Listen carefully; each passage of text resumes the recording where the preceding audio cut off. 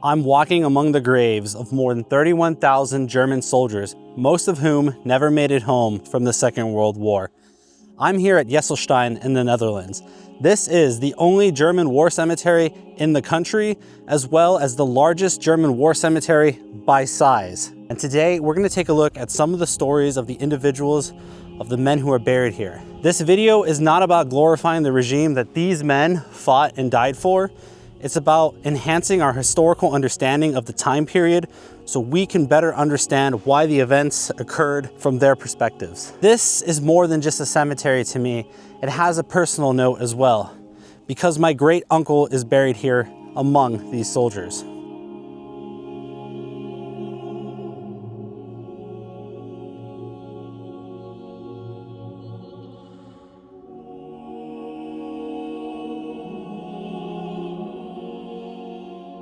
The first story that I want to talk about is what makes this cemetery personal for me. That of my great uncle, Johann Engl. He was known in his family as Hans. He was an 18-year-old kid who was drafted into service and died in the fighting here in the Netherlands on the 30th of October, 1944. Johann was born on the 4th of February 1926 and grew up in Langenkreit, a small farming village in Bavaria near the city of Regensburg. He was the youngest of the family's 3 sons, although he was not the youngest child. According to my grandmother, Hans was remembered not as a soldier, but as a kind and cheerful young man. Growing up in a farming family during that time period meant that definitely the work came first, but the memories that survived are not about the work that they did, it's about the small, ordinary moments that showed who Hans was before the war entered his life. My grandma remembered one evening when her brother wanted to go out with his friends, but did not have any money to do so. His mother eventually gave him enough to join them and buy himself a liter of beer. It sounds like such a small thing, but that is often how family members remember someone, not through military records, unit historians, or grave numbers, but as a brother who worked on a farm, laughed with his friends, and wanted to enjoy one normal evening with them during this difficult time period. The Second World War wasn't the first time that this family experienced war. He came from a family already shaped by military service. That's because his father, who was named Georg Engl, had served with the cavalry unit during the First World War. And during the Second World War, his father was called again into service. This time he worked with supply lines where horses were still used to move men, equipment, and provisions. The nature of his service had changed, but horses remained part of it. Johann had 2 older brothers named Wolfgang and Georg. From what my grandma can remember, Wolfgang served somewhere in Denmark and was wounded during his time there. He survived the war and came home, but she recalls that he would never talk about it. Georg, however, did not make it back from the war, and his story ended very differently. Georg was the oldest of the brothers, and he was born on the 2nd of December 1921, and during his time in the military, he reached the rank of Unteroffizier. One unique aspect about his service is he took a lot of pictures that are surviving till to this day, and from what I could get from that, he was part of the Luftwaffe's rare Sea Notstaffeln, a sea rescue unit that attempted to recover airmen who had come down over the water. Through my research, later records connect him to the 2nd Company of the Fallschirmpanzerjägerabteilung to Hermann Göring as an anti-tank ground formation. How Georg went from a sea rescue unit to an anti-tank unit remains unanswered. By the final months of the war, units were collapsing and men were frequently reassigned wherever soldiers were needed. Georg may have been transferred into a ground combat role for this reason, but no surviving document that I have found yet has confirmed exactly why this change happened. On the 29th of January 1945, as the East Prussian front was collapsing under the Soviet advance, Georg was reported fallen at Arnsberg in Kreis Preußisch-Eylau. The records suggest his unit was caught in the retreat and the defensive fighting south of Königsberg. As a member of an anti-tank formation, Georg may have taken part in one of the emergency blocking actions against the Soviet armor. If Georg's remains were ever recovered or transferred or where they lie at rest today, it is unknown to me, even though I have done extensive research to try to find this information for my grandma. It is possible that he still rests somewhere close to his original burial location, however I have not been able to find it. Georg had fallen in January of 1945, and only 3 months earlier, Johann fell in the Netherlands. Their father had lived through the First World War and had been called into service during the Second. Wolfgang returned home wounded, but alive. Johann and Georg did not return. Within the space of only 3 months, the Engl family lost 2 of its 3 sons. Now that we've talked a little bit about the family history connected to Johann, let's focus back in on him. By the time Johann received his own draft notice, both of his older brothers were already serving. Because Georg and Wolfgang were already in uniform, Johann had not expected that he would be called up as well. But my grandmother remembered the mayor of the village personally coming to the family home with a letter informing that Johann had also been drafted. The youngest son was now being sent into the same war. His surviving military records and the remains of his identification disc connect him to the Stammkompanie of the Panzerersatzabteilung 35.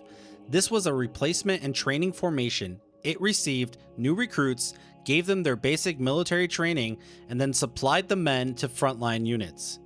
It was also the formation that issued Hans's identification disc. Due to the chaotic nature, sometimes soldiers kept the original disc that they were issued after being transferred. This causes a problem sometimes when trying to research these stories. This is the example with Johann. His disc tells us where he entered the military system, but it does not tell us which unit he was fighting with when he fell. Johann's memorial card describes him as a Panzer Grenadier, an infantryman serving as part of an armored formation.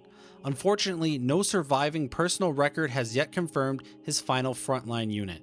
Based on his role and the date and location where he fell, the strongest possibility is the Panzer Grenadier Regiment 104 of the 15th Panzer Grenadier Division. An Allied intelligence report based on the information obtained from a German prisoner of war recorded that Regiment 104 had been ordered to seize and hold the Ysselsteyn sector on the 29th of October 1944. Hans fell at Ysselsteyn the following day. Other identified members of Regiment 104 also fell there on the same date. That makes the most logical reconstruction of Johann's frontline unit, but it remains a reconstruction until another personal record is found. I cannot say with certainty that he was serving with the Regiment 104. By the end of October 1944, Allied forces had advanced through much of the southern Netherlands. German forces launched a counterattack through the Peel marshes. Their objective was to retake the ground of Miel and Ysselsteyn before pushing further west towards Asten and Helmut. The marshes, canals, and woods around Ysselsteyn restricted movement, making the village an important point in the German counterattack.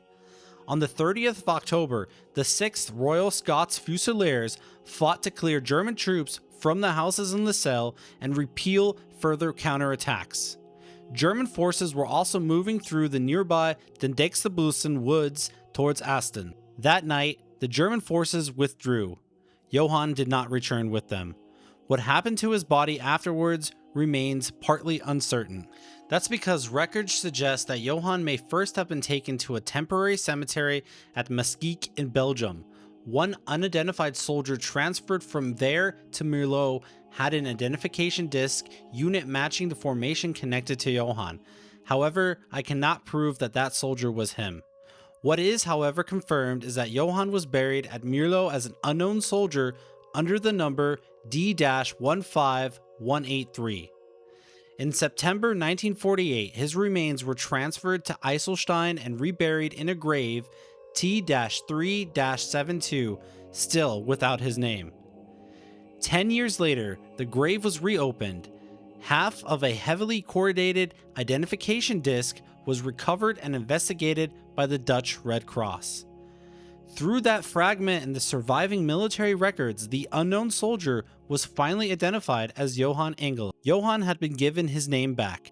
However, during all of these years, his family knew very little about what had happened to him or the journey that his remains had taken. His mother, his father, and his surviving brother and his sisters had no idea. His memorial card reflects the basic facts in a simple and devastating way that these cards so often do. It mentions that he fell on the 30th October 1944 at Ysselsteyn near Helmut in the Netherlands in his 19th year of life, meaning he was 18 years old. But it also tells us how his family wanted him to be remembered. They mention on the card, in pious remembrance and prayer for our unforgettable, beloved son and brother, and at the bottom it says a line that sticks with you. He was so good and died so young. Whoever knew him will never forget him. Dear Johann, rest in peace, forever mourned by your loved ones.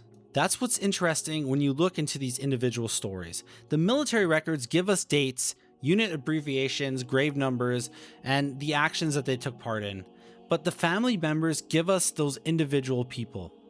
For Johann, he was the youngest son of a Bavarian farming family. A kind, cheerful young man who worked on the family farm and wanted to spend an evening hanging out with his friends. He wanted to stay away from the war. His brothers were already involved, and he already heard stories about its horror. The records eventually gave Johann back his name, but to his family, he had always been Hans. His story gives us an example of the sheer waste of human life that this conflict was. He was 18, he could have contributed to his community and enhanced the lives of those around him in some way. Instead, he was never given the chance to do that because his life was wasted in this destructive conflict that affected the lives of millions of people. So I wanted to bring a special item of Johann's story back to the grave, and that's his original death notice that's been in my grandmother's cupboard for many years. I'm going to put this on screen so you can read it properly, but I just think there's something special about bringing my great uncle's death notice to his grave. This is what would have been in the newspapers for the community to learn of his death. He was the son of a farmer. This is Johann Engl, a Panzer Grenadier. But more than that, he was my grandma's brother. So when you come to a place like this cemetery here in Ysselsteyn, and you see out over the horizon row after row of crosses, it's hard to process that information. It's hard to comprehend what the immense amount of life lost means. It's easy to look at the numbers to try to understand it, but when you look over these rows and see that each individual cross represents a life lost, families who were devastated by that loss, it's hard to comprehend. An interesting fact about Ysselsteyn here in the Netherlands is it is one of the only German war cemeteries where each individual cross represents one person. Normally, each cross at a German cemetery, such as in France or in Belgium, will represent several different individuals. Before we continue with the personal stories, let's take a step back and look at some context, where exactly we are right now. This is Ysselsteyn in the Dutch province of Limburg. It is the only German war cemetery in the Netherlands. Nearly 32,000 war dead rest here, almost all from the Second World War. However, the cemetery also contains 87 German war dead from the First World War. Although throughout the conflict, the Netherlands remained neutral, German servicemen who lost their lives or were recovered in Dutch territory were buried in Maastricht or other surrounding areas. Their graves were later transferred to here in Ysselsteyn as well. After the Second World War, German war dead remained scattered across field graves and civilian cemeteries throughout the country. Dutch authorities initially planned to move them into Germany. However, American authorities asked that they remain in the Netherlands. The Peel was considered suitable for one large collective cemetery. On the 15th of October 1946, the Dutch Grave Service began bringing them here. Many arrived with names, thousands did not. Over the following decades, grave evidence and military records restored the identity of around 7,330 people who had been buried as unknown soldiers. Now that we've taken the time to understand the context of this cemetery, let's get back into the personal stories.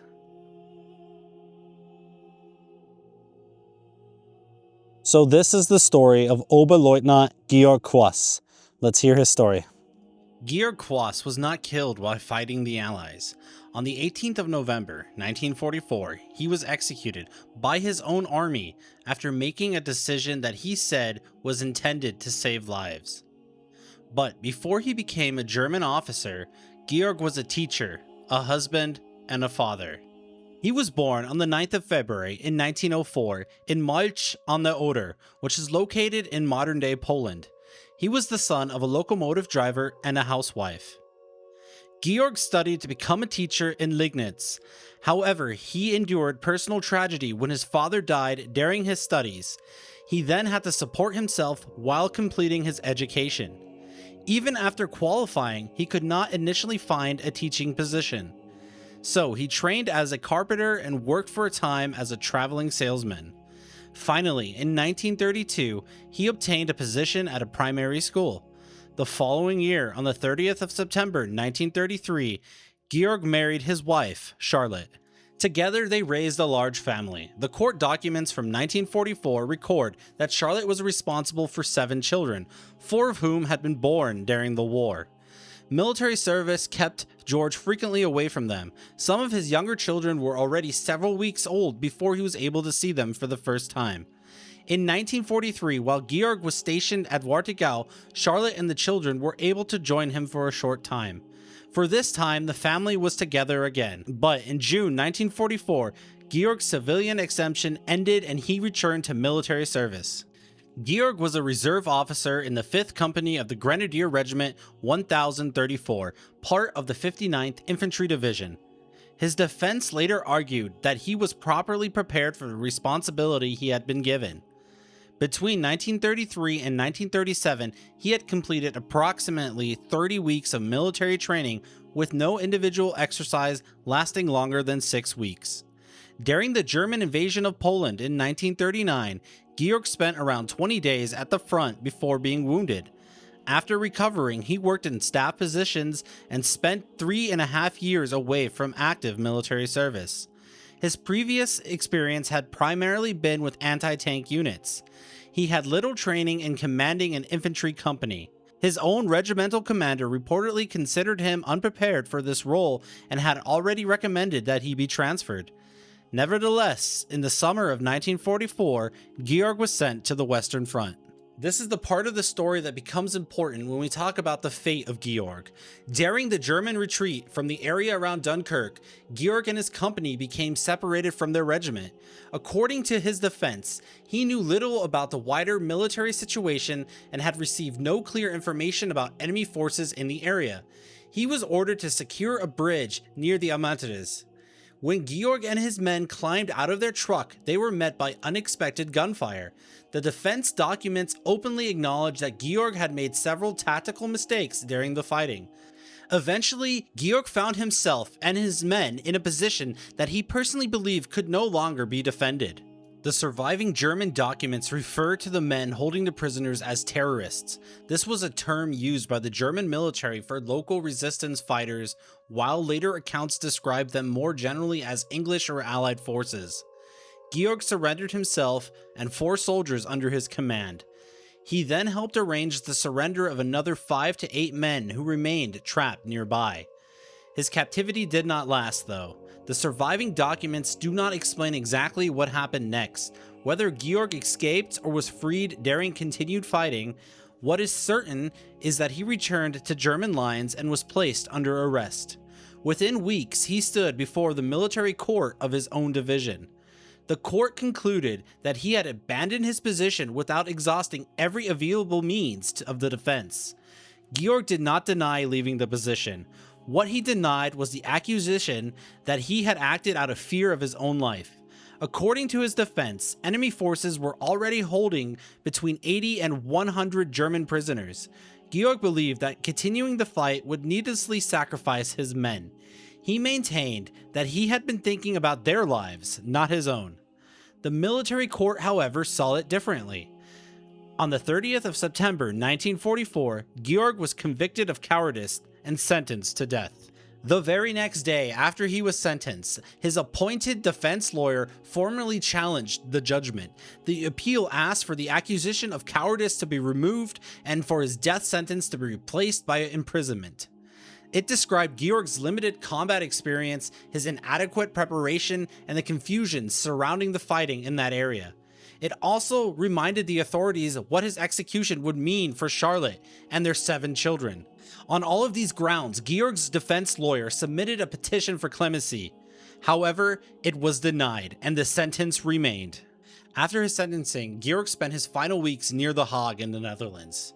He was visited during that time in prison by the Protestant naval pastor Arnold Putzig. On the 18th of November 1944, Georg was told that the sentence would be carried out. That morning, he wrote a final letter to his mother. In that letter, he wrote, as a child writing goodbye to his mother, "I had always hoped for mercy. Now the sentence must be carried out." He thanked his mother for the love which she had raised him with and asked God to comfort her. His letter simply ends with this: "Once again, heartfelt thanks for all your love and kindness. Your grateful and faithful son, Georg."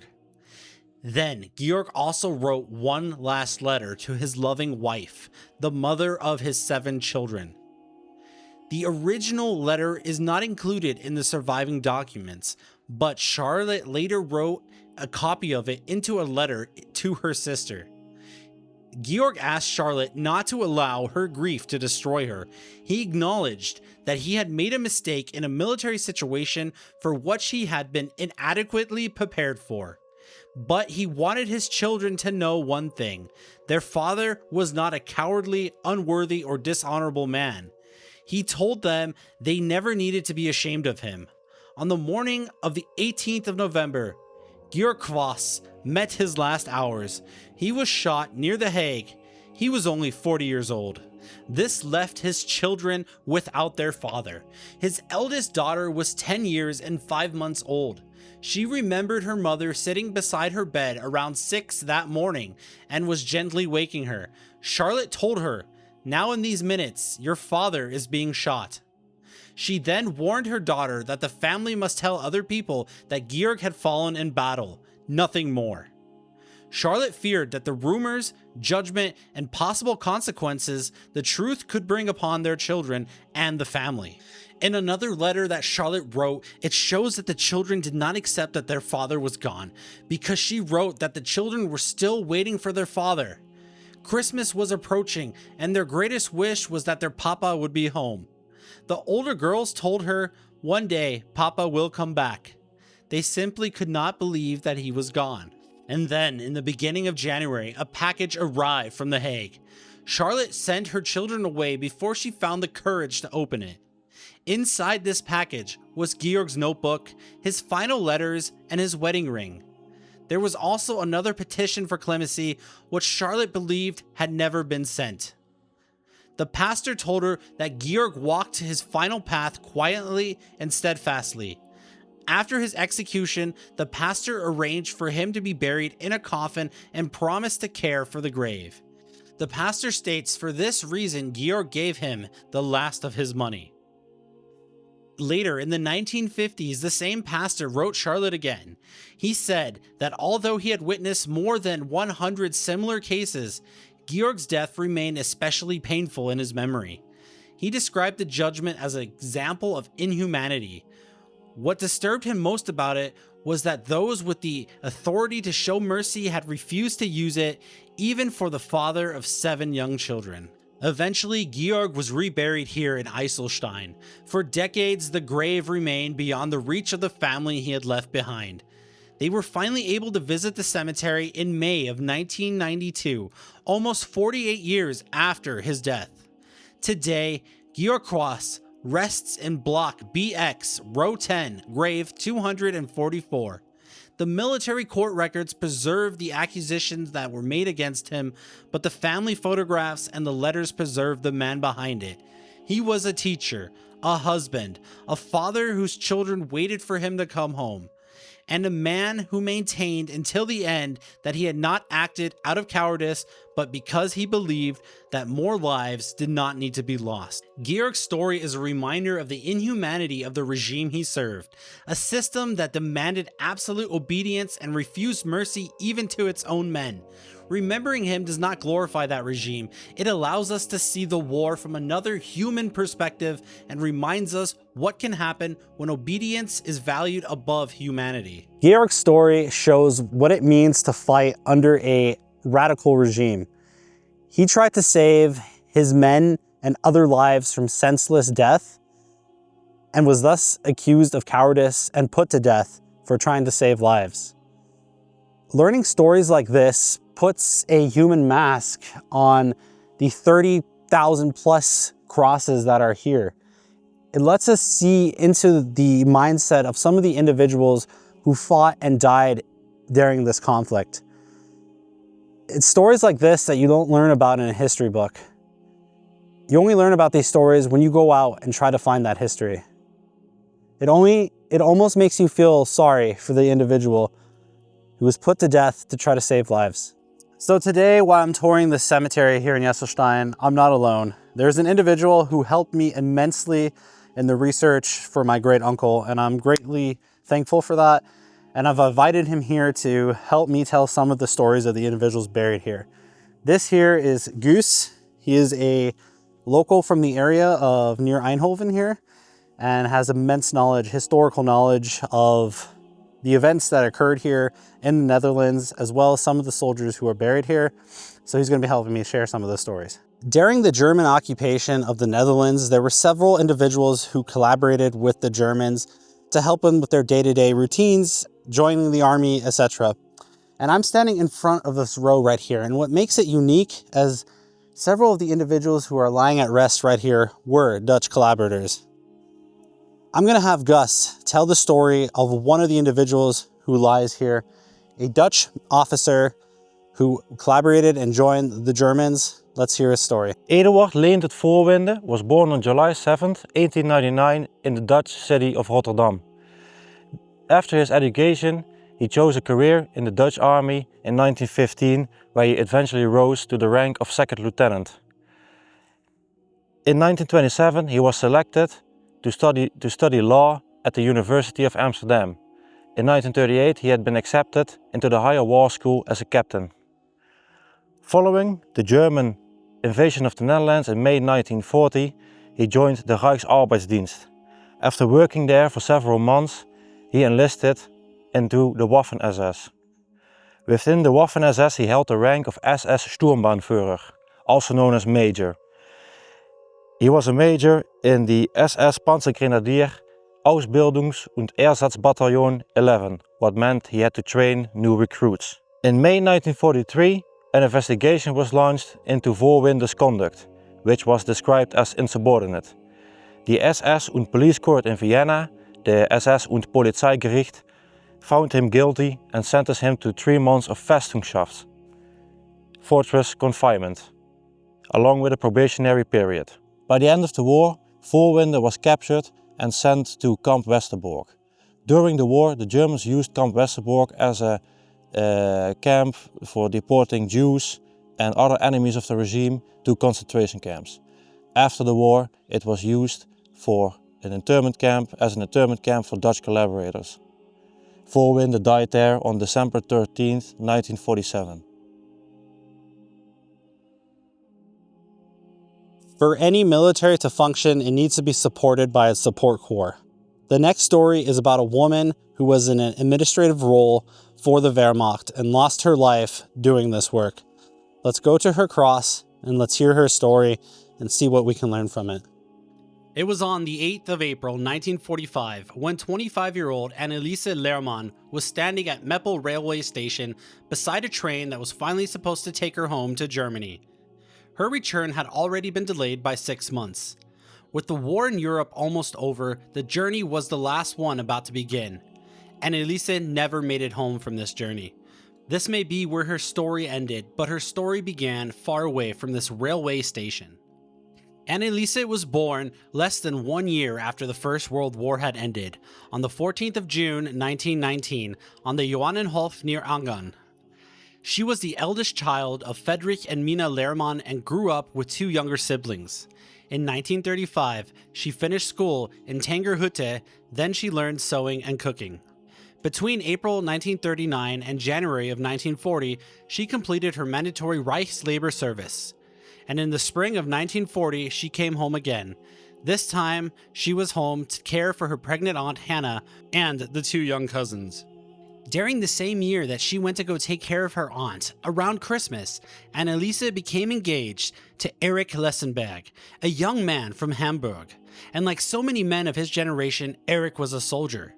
He was eventually sent to Stalingrad. he never returned. His remains are still missing to this day. Anneliese had to live with the uncertainty of what happened to him. Perhaps she thought that he was a prisoner of war, perhaps she thought one day he would return. But until then, she went on with her life, and the future that they had planned together would never come to pass. In October of 1941, she began working at the airfield in Stendal-Borstel. She had originally wanted to become a Red Cross nurse. Because she lacked the required medical training, she worked instead in the airfield administration, handling military accounts and pay.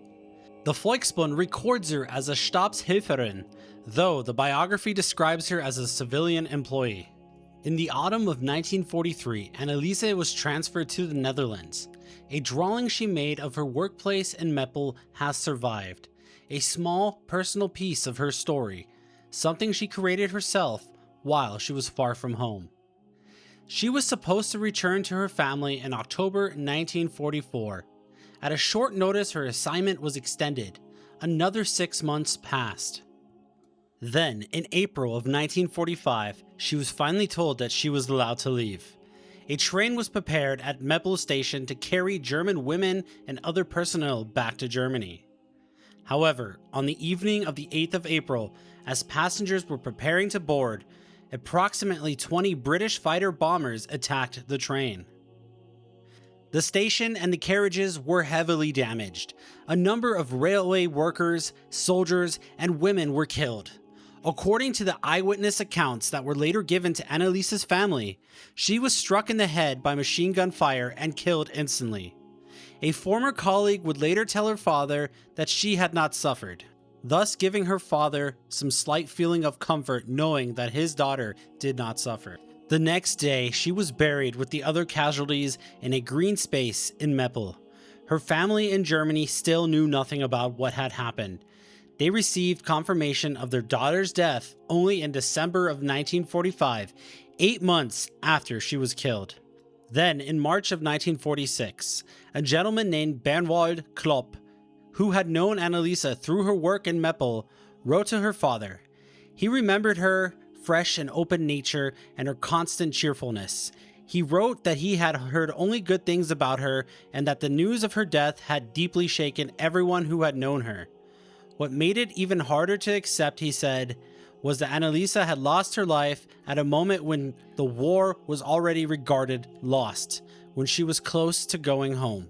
The train at Meppel was meant to complete a journey Anneliese had been waiting 6 months to make. Instead, she lost her life exactly 1 month before the war in Europe ended. Loss of human life is always tragic. When we look at the story of Anneliese, we see that Erhard never returned from Stalingrad. Anneliese never returned from Meppel. 2 young people who had planned a future together were both taken by the same war. Anneliese later was reburied here in Ysselsteyn, and today she rests in Block AG, Row 12, Grave 276.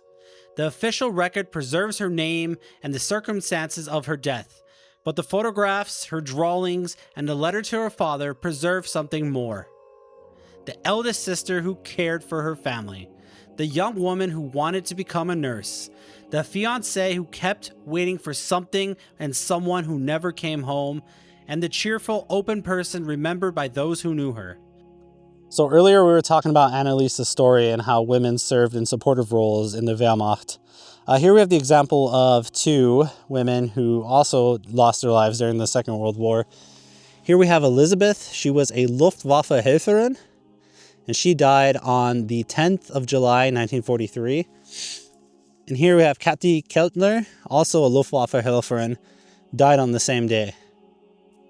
So it's very likely that these 2 individuals died in the same action and were just buried together. However, I can't confirm that, but it's just something to think about. And they are just among thousands of crosses that you'll see if you look over the distance. Helmut Lindauer was born on the 25th of October 1913. He worked as a merchant, got married to his wife named Margot, and their marriage resulted in several children. He served as a non-commissioned officer in the German Air Force during the war, the Luftwaffe. He regularly wrote letters to his wife and children about his experience in the war, greetings to his family, greetings to his parents, and that his unit was often involved in very hard fighting. He served as a non-commissioned officer in the German Air Force, the Luftwaffe, during the war. He regularly wrote letters to his wife and children about his well-being, the well-being of the family, greetings to his parents, and that his unit was often involved in very hard fighting. A letter dated October 26, 1944 stated that he was wounded in the right upper arm by shrapnel, but luckily he got only off with a bruise. He described his daily life in the war in a letter dated October 12, 1944, as follows. Most of the time we are involved in very hard fighting. Sometimes we sleep in the cellar of a house, other times in a quickly dug hole. Of course we would prefer to stay in a village. Then we help ourselves to the food. There are preserves, butter, chickens, rabbits, milk, everything one can imagine. And then, for a moment, we live again. The next day, we might be laying in a forest where there's nothing around to eat for miles. With the surviving field post letters, there's also a piece of paper which resembles a will. It's dated 11 October 1944 and it states that Helmut thinks he is not going to survive this war, and he names his wife Margot as their only heir and give her full custody of the children. Tragically, 3 weeks later, on the 1st of November 1944, in the Dutch city of Welberg, he got killed in action while storming an occupied house. When Helmut's wife got that letter saying that he knows that he's going to die and he's not surviving this war, he was only 31 years old. 31 years old when he made his wife a widow. Jean Juncker, a former Prime Minister of Luxembourg, once said while attending a similar war cemetery such as this one, that if you cannot understand why Europeans need to work and understand one another, you should come to a cemetery, a war cemetery like this, and then you'll understand the reason why Europeans need to understand and work with one another. There's a quote that says, "The soldiers' graves are the greatest preachers of peace." And when you come to a place like this, here in Ysselsteyn, the Netherlands, looking after row of crosses in front and behind of you, all around you, it's hard not to agree with that quote. You read about the casualties of the Second World War in your history books, but when you come to a place like this, you can actually visualize what those numbers mean, and it's hard to comprehend. The next story that I want to talk about is a kid who was part of the German Navy, the Kriegsmarine, and lost his life at a very young age, before his life could really begin. Let's go to his cross. Let's hear his story. This is the story of an individual whose life ended before it could begin because of this horrific war. Erhard Frömelt. On the 11th of May, 1944, a Catholic naval chaplain wrote to the Frömelt family. He used the formal language of the time. He stated that Erhard and several of his comrades had met a sailor's death. Behind that phrase was the Frömelt's family 20-year-old son. Erhard Frömelt was born on the 30th of November 1923. At 18 years old, he completed his training as a radio operator and signalman. Then he was assigned to the German naval outpost duty off the Dutch coast. His assignments there took him between minesweepers, fast attack boats, and auxiliary vessels. He searched for and cleared mines along the German supply routes in the English Channel and took part in coastal reconnaissance, anti-submarine defense, and rescue at sea. Then, in 1943, another responsibility was added: protecting radar platforms. These radar platforms and their long-range antennas could detect approaching bomber formations while they were still far away. However, this made them valuable targets and also made them constant targets from both air and sea. While Erhard was off at war, his family was back at home waiting and praying for his safety. This photograph that we have of him was taken during Christmas in 1942. It shows Erhard with his mother and his brother Horst. His brother later remembered that Erhard sometimes returned home on leave when he was badly wounded. It was in the end of 1943 when Erhard saw his family for the very last time. During the night of the 6th to the 7th of March 1944, 2 German outpost boats were transporting a radar platform when they were attacked by 4 British torpedo boats. More than 30 sailors lost their lives during these attacks. Erhard was among them. Erhard and several of his comrades were buried on the 8th of March at the military cemetery in Rotterdam. The chaplain described a funeral procession accompanied by a morning march, prayers spoken at the graves, wreaths, and a final gun salute. Erhard's family received the official notification of his death shortly after the attack. The photographs of his burial, however, arrived later.